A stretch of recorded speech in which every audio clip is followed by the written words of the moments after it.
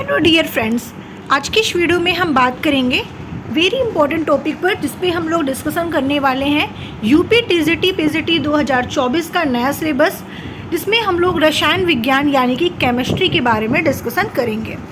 जिसमें आप लोगों ने देखा था कि केमिस्ट्री को 3 पार्ट्स में डिवाइड किया गया है, फिजिकल केमिस्ट्री, ऑर्गेनिक केमिस्ट्री और इनऑर्गेनिक केमिस्ट्री। जिसमें से ऑर्गेनिक केमिस्ट्री आपका बचा हुआ था। फिजिकल और इनऑर्गेनिक केमिस्ट्री का सिलेबस हमने आपको संपूर्ण जानकारी दे दी है। तो आज के इस वीडियो में हम बात करेंगे यहाँ पर ऑर्गेनिक केमिस्ट्री का सिलेबस के बारे में कि ऑर्गेनिक केमिस्ट्री का सिलेबस क्या है। तो जुड़े रहिए हमारे साथ लास्ट तक वीडियो में। देखिए, अगर हम बात करते हैं यहाँ पर ऑर्गेनिक केमिस्ट्री के यूनिट फर्स्ट के बारे में, टोटल यूनिट 14 यूनिट्स हैं आपके ऑर्गेनिक केमिस्ट्री में। सबसे ज़्यादा इसी यूनिट में इसमें ही पढ़ना पड़ेगा। ऑर्गेनिक केमिस्ट्री में सारे ज़्यादा यूनिट है, बाकी के यूनिट्स 8 थे। फिजिकल और इनऑर्गेनिक में टोटल 8 यूनिट्स थे, लेकिन ऑर्गेनिक केमिस्ट्री में आपको टोटल 14 यूनिट्स कवर करने होंगे। 14 यूनिट में अगर हम फर्स्ट यूनिट की बात करें, structure and bounding. Structure and bounding के बारे में आपको पूरा डिटेल्स में पढ़ना पड़ेगा। बाउंड एनर्जी क्या होता है, लोकोजाइट, डिकोलोजाइट, केमिकल्स बॉन्ड क्या होता है, ठीक है।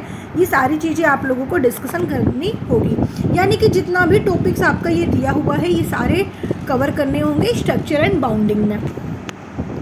उसके अलावा सेकेंड यूनिट की बात करें तो मैकेनिज्म ऑफ ऑर्गेनिक रिएक्शन, ठीक है। देखिए, मैकेनिज्म ऑफ ऑर्गेनिक रिएक्शन में आपको क्या क्या चीज़ें डिस्कशन करनी होगी।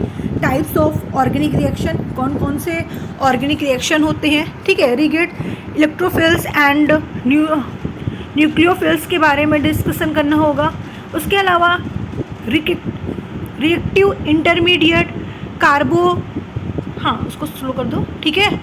इसके अलावा आपको यहाँ पर देखिए रिएक्टिव इंटरमीडिएट के बारे में कौन कौन से टॉपिक हैं आपके, जैसे कि यहाँ पे आप देख पा रहे हैं कार्बन्स हो गया, आयरन्स हो गया, नाइट्रोजन्स, ठीक है, नाइट्रोजन्स हो गया। ये सारी चीज़ें आपको डिस्कशन करनी पड़ेगी, ठीक है। उसके अलावा हम थर्ड यूनिट की बात करें तो यूनिट थर्ड में हम लोगों ने देखा यहाँ पर स्टोकेमिस्ट्री, ठीक है। स्टोकेमिस्ट्री में आप लोगों को क्या क्या होगा, मॉलिक्यूल्स के बारे में, ठीक है। मॉलिक्यूल्स क्लैरिटी क्या होती है, ऑप्टिकल एक्टिविटी क्या होती है, ठीक है। इन सब के बारे में आप लोग पूरा डिस्कशन करेंगे।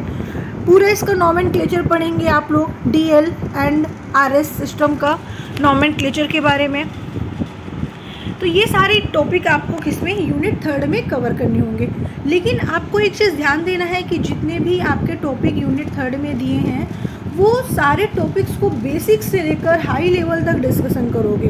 एक भी आपको इसमें से टॉपिक छूटना नहीं चाहिए, क्योंकि सारे टॉपिक आपके इम्पॉर्टेंट हैं। मैं नेक्स्ट वीडियो में आपको बताऊंगी कौन कौन से टॉपिक से, कौन कौन से यूनिट से ज़्यादा क्वेश्चंस आपके पूछे जाते हैं, ठीक है। जिसमें हम लोग तीनों को लेकर आएंगे, ऑर्गेनिक, इनऑर्गेनिक और फिजिकल, तीनों को लेकर आएंगे, जिसमें हम लोग डिस्कशन करेंगे कि कौन कौन से टॉपिक से सबसे ज़्यादा क्वेश्चंस बनते हैं।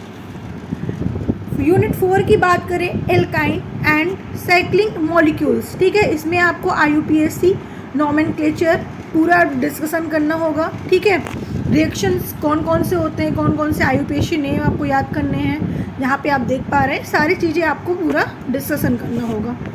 यूनिट 5 की बात करें तो यूनिट 5 में हम लोगों ने देखा एल्काइन, ठीक है, साइक्लोएल्काइन एंड एल्काइन, ठीक है। इन सब के बारे में, मतलब ये आपका टॉपिक है यूनिट 5 को, और जिसमें से आपको इतने टॉपिक कवर करने हैं, ठीक है। देखिए, सारे टॉपिक्स आपके दिए हैं, reaction of alkynes, hydroboration, oxidation, metal, ammonia, ठीक है, रिडक्शन, ऑक्सीडेशन, ये सारी चीज़ें आपको कवर करनी होगी, ठीक है। उसके अलावा यहाँ पे आप देख रहे हैं टोटल आपके 7 से 8 टॉपिक्स दिए हैं जो आपको एक एक करके डिस्कशन करने होंगे यूनिट 5 में। यूनिट 6 में देखा गया है कि आपको बहुत ही कम टॉपिक ही यहाँ पे दिए हुए हैं, लेकिन जो दिए हैं वो आपको एक एक टॉपिक कवर करने पड़ेंगे, ठीक है। आयरन्स एंड एरोमेटिसिटी, ठीक है, ये सारे टॉपिक आपको यूनिट 6 में कवर करने होंगे।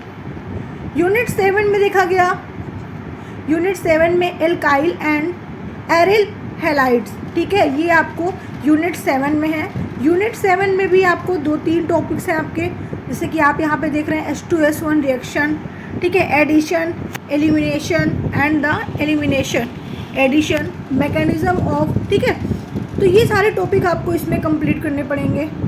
Synthesis and uses of DTT and BHC, ये टॉपिक आपको यूनिट 7 में कवर करने हैं।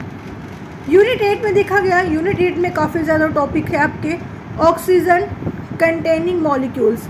अब देखिए ऑक्सीजन कंटेनिंग मॉलिक्यूल्स में आपको देखने को मिल रहा है classification, nomenclature of elements, method of formation of, ठीक है, monohydric alcohol and their reaction.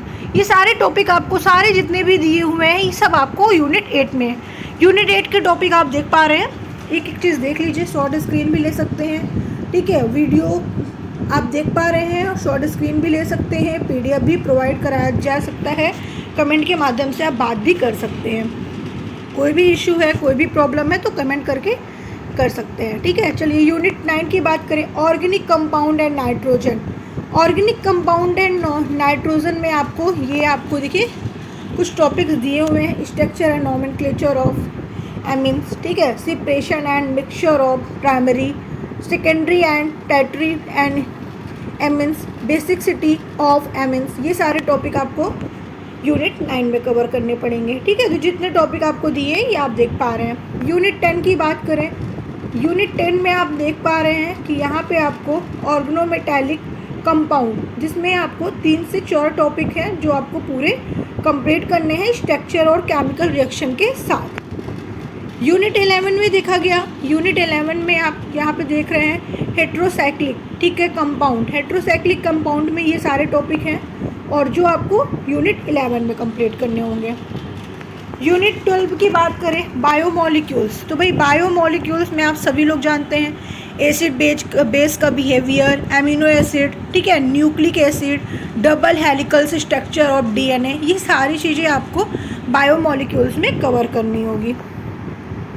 Unit 13 में देखा गया फैट, ऑयल्स और डिटर्जेंट, इन सब के बारे में आपको कंप्लीट जानकारी होनी चाहिए। यहाँ से भी क्वेश्चंस बहुत सारे बनते हैं, बहुत सारे क्वेश्चंस पूछे जाते हैं। लास्ट है यूनिट 14 पे सिंथेसिस पॉलीमर्स एंड डाइज, ठीक है। यहाँ पे भी देख पा रहे हैं कि जितने भी नेचुरल सिंथेटिक रबर्स, पॉलिटर्स, ठीक है, पॉलीमर्स, फिनॉल, ये सारे फॉर्मेल्डिहाइड, यूरिया, ये सारी चीज़ें आपको यूनिट 4 में देखने को मिलेगी। तो यूनिट 4 के भी टॉपिक सारे इंपॉर्टेंट हैं, आपको एक एक टॉपिक को कवर करना है। तो मैंने आपको टोटल यूनिट 14 तक का पूरा एक एक चीज़ बता दिया है। ये हुआ आपका तीनों का सिलेबस, यानी कि केमिस्ट्री में फिजिकल, ऑर्गेनिक और इनऑर्गेनिक का सिलेबस मैंने कंप्लीट आपको बता दिया है। अब आपको करना ही ये है कि कैसे तैयारी करनी है, ये आपके ऊपर है। आप अपनी तैयारी को कैसे कर रहे हैं, किस तरीके से कर रहे हैं। कम से कम टाइम पे हमें ज़्यादा से ज़्यादा सिलेबस को कवर करना है। LT ग्रेड की वैकेंसी आने की संभावना है, तो ज़ोरों से तैयारी अभी से आप शुरू कर दीजिए। जो पहले से तैयारी कर रहे हैं उनके लिए बहुत ही अच्छा सुनहरा मौका आने वाला है, और जिसने अभी तक तैयारी शुरू नहीं किया है वो जल्दी से स्टार्ट कर दें। किसी भी सिलेबस की जानकारी लेनी है तो आप कमेंट के माध्यम से बात कर सकते हैं। आप किस सब्जेक्ट से हैं मुझे एक बार ज़रूर कमेंट करके बताइएगा कि आपका कौन सा सब्जेक्ट है जिससे आपको तैयारी करनी है। हम उसका सिलेबस आपके लिए लेकर आएंगे। फिर से मिलते हैं नेक्स्ट क्लास में नेक्स्ट वीडियो के साथ।